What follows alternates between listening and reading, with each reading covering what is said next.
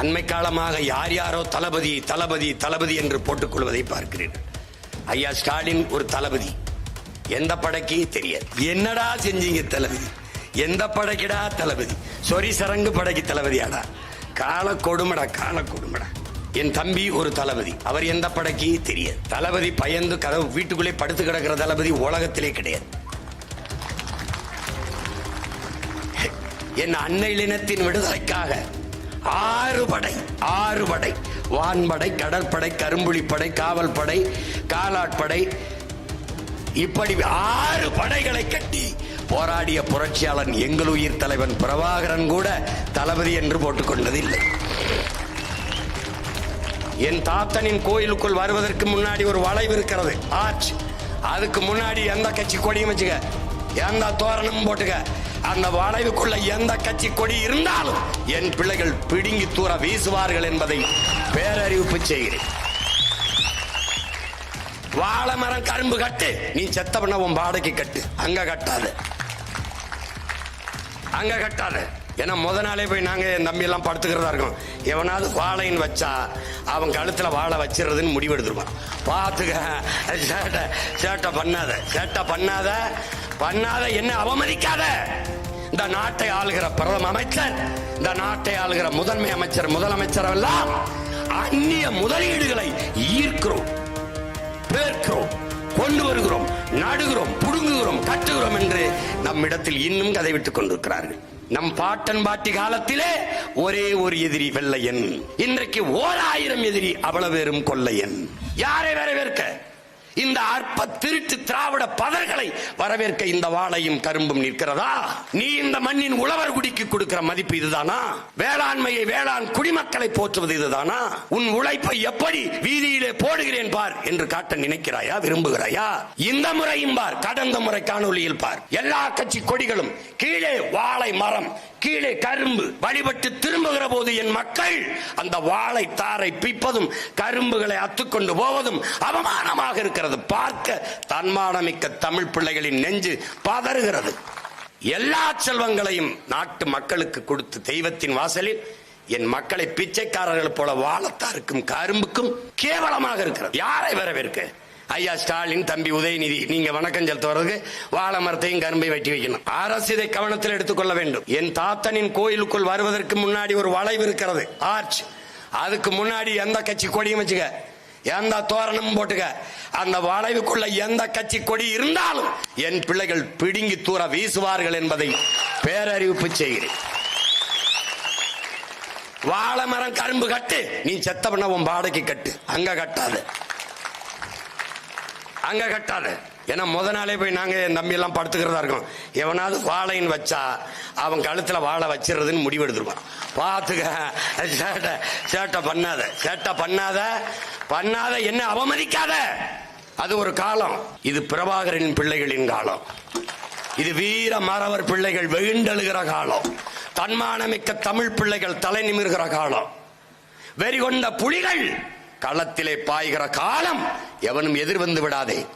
அன்னைக்கு நமது பாட்டன்கள் களத்திலே வாளும் வேலும் ஏந்தி நின்றார்கள். நாம் அதனினும் வலிமையான சொல்லாயுதம் ஏந்தி களத்திலே நிற்க வேண்டியது இருக்கிறது. அறிவாயுதம் ஏந்தி களத்திலே நிற்க வேண்டி இருக்கிறது. அன்னைக்கு வெள்ளை ஆகாதிபத்தியம் தான், இன்னைக்கும் அதே வெள்ளையே அந்நிய ஆதிக்கம் தான். அன்னைக்கு ஒருவன் மட்டும் வர்த்தகம் செய்ய வந்தான், கப்பலிலே வந்தான்.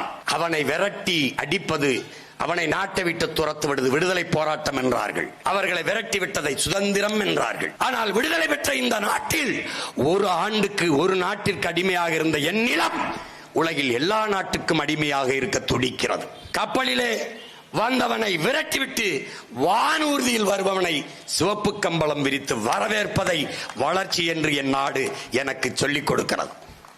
இந்த நாட்டை ஆளுகிற பிரதம அமைச்சர், இந்த நாட்டை ஆளுகிற முதன்மை அமைச்சர், முதலமைச்சர் எல்லாம் அந்நிய முதலீடுகளை ஈர்க்கிறோம், பேர்க்கிறோம், கொண்டு வருகிறோம், நடுகிறோம், புடுங்குகிறோம், கட்டுகிறோம் என்று நம்மிடத்தில் இன்னும் கதை விட்டுக் கொண்டிருக்கிறார்கள்.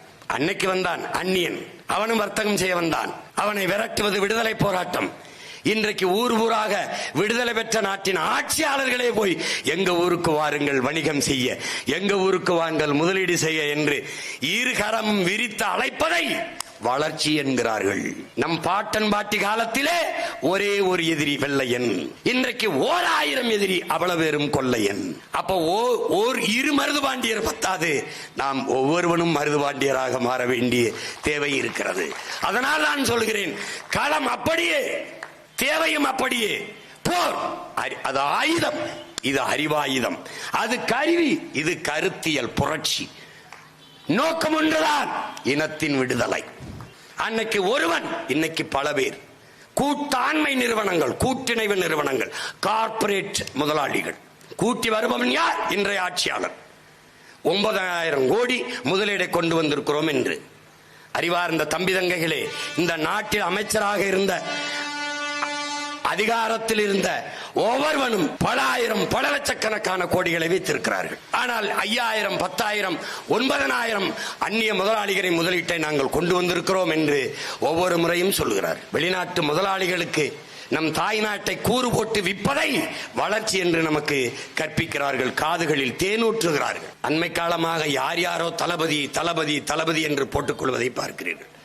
ஐயா ஸ்டாலின் ஒரு தளபதி, எந்த படைக்கு தெரியாது. என் தம்பி ஒரு தளபதி, அவர் எந்த படைக்கு தெரியாது. தளபதி பயந்து கதவு வீட்டுக்குள்ளே படுத்து கிடக்கிற தளபதி உலகத்திலே கிடையாது. என் அன்னை இனத்தின் விடுதலைக்காக 6 படை, வான்படை, கடற்படை, கரும்புலிப்படை, காவல் படை, காலாட்படை, இப்படி 6 படைகளை கட்டி போராடிய புரட்சியாளன் எங்கள் உயிர் தலைவன் பிரபாகரன் கூட தளபதி என்று போட்டுக் கொண்டதில்லை. என் அன்னை மடியில் அழையலான் தலை வைத்து படுப்பதா? என் அன்னை தமிழீழத்தில் அந்நியன் ஆதிக்கம் வருவதா என்று வேல் வேல் வெற்றிவேல் என்று போர் போர் என்று தினவெடுத்து தோள்கள் திரிந்த மறவர்கள் பிறந்த மண்ணிலே என் பாட்டன்கள் மருதிருவர்கள் எங்களின் வீர மாதா வீர பெரும்பாட்டி வேலு நாச்சியாரின் படையின் கீழே நின்று போரிட்டு நிலத்தை வென்றது. அந்த வரலாற்றில் என் பாட்டன்கள் தளபதி. தளபதி என்றால் அவர்கள் தளபதி. இன்னொரு வீர பெரும்பாட்டன் தீரன் சின்னமலைக்கு, பொல்லான், கருப்பன் சேர்வை, குணாளன் நாடார், இந்த 3 மாணவர்களும் வீரப்பாட்டன் தீரனுக்கு தோளுக்கு துணை நின்றார்கள் களத்திலே. அவர்கள் தளபதி. பாட்டன் கட்டபொம்மனுக்கு 2 தன்மானமிக்க தமிழ் தளபதிகள்.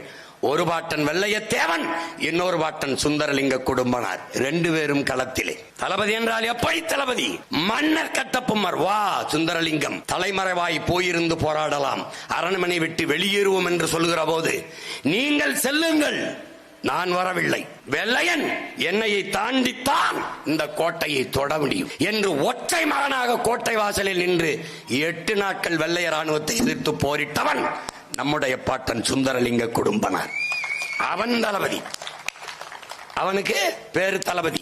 இன்னொரு வீர பெரும்பாட்டன், உன் துப்பாக்கி தோட்டாக்கள் என் ஆட்டு புழுக்கைக்கு சமம் என்று வீர முழக்கமிட்ட அழகு முத்துக்கோன் நம்முடைய பாட்டன். அவனுடைய படையிலே முத்தழகுக்கோன், முத்து இருளக்கோன், மயிலப்பொக்கோன் என்று 6 படைத்தளபதிகள் என்றார்கள். அவன் தளபதி. முதலாக வெள்ளையனை எதிர்த்து வீரப்போர் புரிந்து களத்திலே பாய்ந்த மானமரவன் நம்முடைய பாட்டன் பூலித்தேவன். வெள்ளைக்காரனின் பீரங்கியும் துப்பாக்கியும் வெறும் வாளையும் வேளையும் வைத்து அடித்து விரட்டி புறமிதுகு காட்டி ஓட வைத்த வீரன் நம்முடைய பாட்டன் பூலித்தேவன் அவர்கள். அவனுடைய படையிலே வன்னி காலடியும் ஒண்டி வீரன் என்கிற பகடை நம் பாட்டன்கள் 2 தளபதி. அவர்களுக்கு பேர் தளபதி. உளவாக்க செல்கிறார் ஒண்டி வீரன். அந்த எதிரி நாட்டு வீரர்கள் வெளியில் வருகிறார்கள், தன்னை கண்டுகொள்வார்கள் என்று என்ன செய்கிறார்? ஒரு வைக்கோலுக்குள்ள போய் பதுங்கிக் கொள்கிறார். அந்த நேரம் அவன் வந்து குதிரையை கட்ட வந்தவன் என்ன செய்கிறான்? அந்த வைக்கோலுக்கு பக்கத்திலேயே ஒரு முளக்குச்சி அடிக்கிறான். இவர் மறைஞ்சு படுத்திருந்த இடத்திலே அவர் கை மேலேயே அந்த முளக்குச்சி அடிக்கிறார். அவரால் கத்தவும் முடியவில்லை, ஒன்றும் செய்யவில்லை. கத்தினால் கண்டுபிடித்து விடுவான், கழுத்தறுத்து விடுவான், வந்த வேலை கட்டு போகும். அந்த வலியை பொறுத்து கொண்டிருக்கிறான். யாருக்காக? என் பாட்டன் பூலித்தேவனுக்காக. அவன் போய்விட்டான், கையை எடுக்க முடியவில்லை, வாளை எடுத்தான், கையை மணிக்கொட்டோட வெட்டிவிட்டு மொட்டை கையோட போகிறான். இருட்டில போக வெளிச்சம் தெரியவில்லை. இந்த கையிலே துணியை சுத்தி அந்த துணியிலே எரிபொருளை கொட்டி தீப்பந்தம் போல ஏந்தி கொண்டு ஒற்றை கையிலே குதிரை ஓட்டிக்கொண்டு நம் பாட்டன் பூலித்தேவனுக்கு முன்பு போய் நிற்கிறான். அவன் வாழ்க்கையிலே அவனை பெற்ற தாய் தந்தை இறந்தது கூட அப்படி அளவில்லை. பூலித்தேவன், ஒண்டி வீரா உன் கையை இழந்து விட்டேனே என்று கதறி கதறி அழுகிறான். அவன் தளபதி, அவன் தளபதி. ஆற்காடு நவாப்பின் படையிலே இருந்தவன். பாட்டன் பூலித்தேவனை போரிட்டு தோற்கடிக்க வேண்டும் என்று வந்த தளபதிகள், இஸ்லாமிய தளபதிகள். முகமது மியான்சைன் என்கிறவரும் அந்த நபிகான் கட்டாக் என்கிற இரு தளபதிகளும் ஆற்காடு நவாப்பின் தளபதிகள். உலக வரலாற்றில் இது போன்ற ஏதாவது நடந்திருக்கா பாருங்க. முகமது மியாசன் என்பவரும் இந்த நபிகான் கட்டாக் என்பவரும் எந்த ஒரு மன்னனை யாரை போரிட்டு தோற்கடிக்க வந்தார்களோ போர்க்களத்தில் அவன் வீரத்தை பார்த்து உடனடியாக பூலித்தேவனின் வீரத்தை பாராட்டி அவன் படையிலே தளபதிகளாக தங்களை இணைத்துக் கொண்டவர்கள் இந்த இஸ்லாமிய பெருவீரர்கள். இவர்களுக்கு பேர் என்ன? தளபதி. இப்ப இவர்களுக்கெல்லாம் என்ன பேர்? நம்ம தளபதி.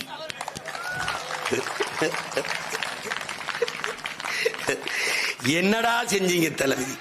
எந்த படைக்குடா தளபதி? சொரி சரங்கு படைக்கு தளபதியாடா? கால கொடுமடா. இந்த புரட்சிங்கிறதும் இந்த தளபதிங்கிற வார்த்தையும் இந்த தமிழ்நாட்டில் சிக்கிக்கிட்டு சாவது மாதிரி உலகத்துல எந்த நாட்டிலும் கவலம் கிடையாது. யாரு?